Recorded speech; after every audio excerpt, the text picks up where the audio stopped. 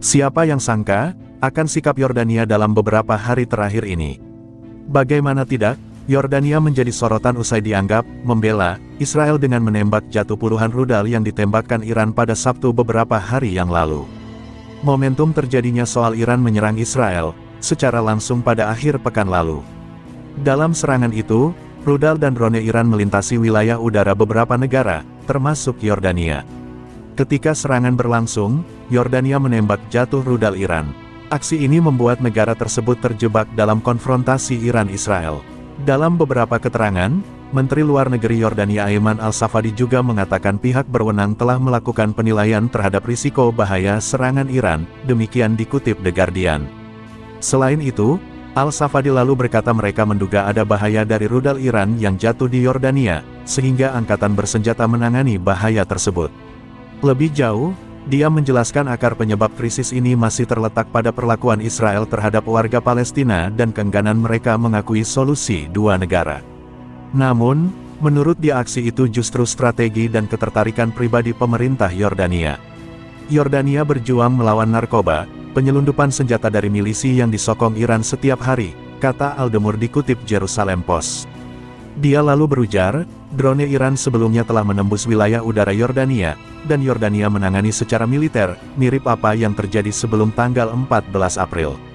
Aldemur juga mengklaim bahwa rata-rata warga Yordania tak melihat tindakan menembak jatuh drone Iran sebagai isyarat mendukung Israel. Namun demikian itu, ia tak menepis bahwa sikap pemerintah memicu kontroversi bahkan di kalangan masyarakat Yordania. Sejumlah warga Yordania mengekspresikan kemarahan mereka melalui media sosial seperti X. Beberapa menulis Raja Abdullah lebih memilih untuk melindungi Israel daripada Gaza dan rakyatnya sendiri. Warga Yordania banyak yang mendukung Palestina dan menentang agresi Israel di Gaza. Pendiri dan Direktur Pusat Studi Ekonomi dan Informatika Phoenix, Ahmad Awad, punya penilaian berbeda dari Al-Safadi. Lain daripada itu, orang Yordania dikenal sebagai salah satu orang Arab yang paling dermawan. Mereka dengan sepenuh hati menawarkan makanan, rumah, bantuan, dan teman Anda. Seiring dengan keramahan khas mereka, ada kebiasaan umum, ada yang menawan dan ada yang aneh, hanya dipahami oleh penduduk setempat kadang-kadang bahkan tidak oleh mereka. Yordania menarik perhatian karena diduga membela Israel dengan tembakan. Faktanya, lebih dari 90% penduduknya tinggal di kota besar Amman, tempat terkonsentrasinya budaya Yordania. Amman memiliki budaya klub dan pesta, terutama di bagian barat kota. Amman telah berulang kali digambarkan sebagai salah satu kota paling liberal di kawasan. Pusat perbelanjaan, toko merek kelas dunia, dan hotel merupakan elemen penting dalam kehidupan perkotaan Amman, khususnya di bagian barat. Bahasa Inggris dipahami oleh kelas atas Yordania dan terkadang digunakan sebagai pengganti bahasa Arab Yordania. Terdapat pengaruh asing yang signifikan terhadap kehidupan politik dan kebijakan luar negeri negara tersebut.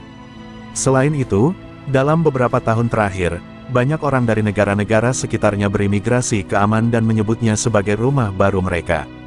Hal ini memperkuat hubungan perdagangan dengan dunia dan mengubah budaya.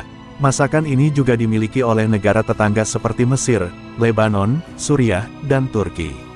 Menawarkan makanan adalah suatu keharusan, menolaknya dianggap tidak sopan. Beberapa hal soal beberapa aturan, ini agak rumit. Orang Yordania suka menawarkan makanan mereka, baik itu sepotong roti lapis atau undangan untuk makan malam keluarga.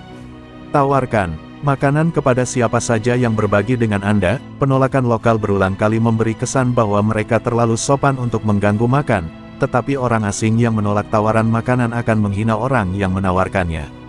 Kantong plastik hidup di dalam kantung plastik lain. Banyak warga Jordan tidak menggunakan kantong ramah lingkungan saat berbelanja, jadi sebuah keluarga meninggalkan supermarket dengan lebih dari selusin kantong plastik. Dan setiap rumah di Yordania memiliki kantong plastik berisi semua kantong plastik lainnya, yang digunakan untuk melapisi tong sampah atau menyimpan lebih banyak kantong plastik di kemudian hari. Semua orang membersihkan segalanya, di mana-mana. Sejatinya, tradisi ini bahkan tidak dipahami oleh orang Yordania sendiri. Setiap kali keluarga mengharapkan tamu, semua orang bergegas melakukan lomba pembersihan manik.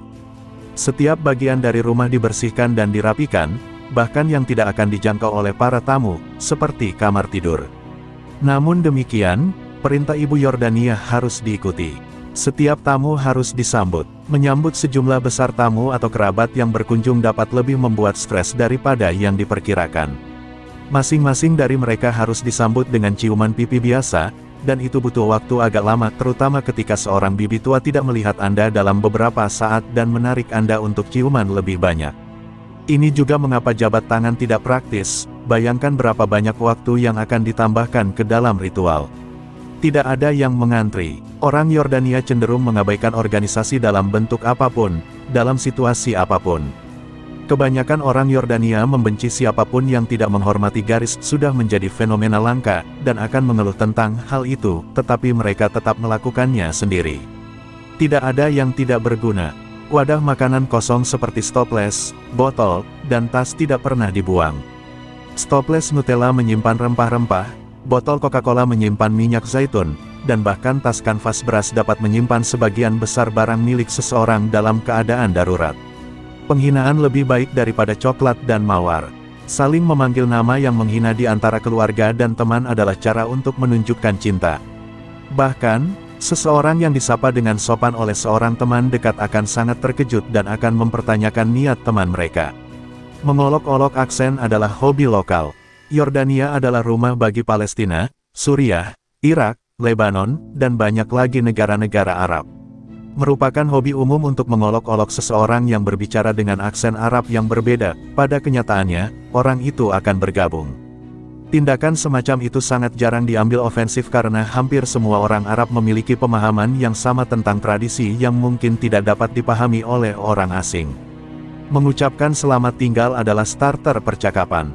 Mengucapkan selamat tinggal kepada seseorang di telepon atau tamu di pintu biasanya berubah menjadi percakapan baru, dan sejujurnya, tidak ada yang tahu mengapa.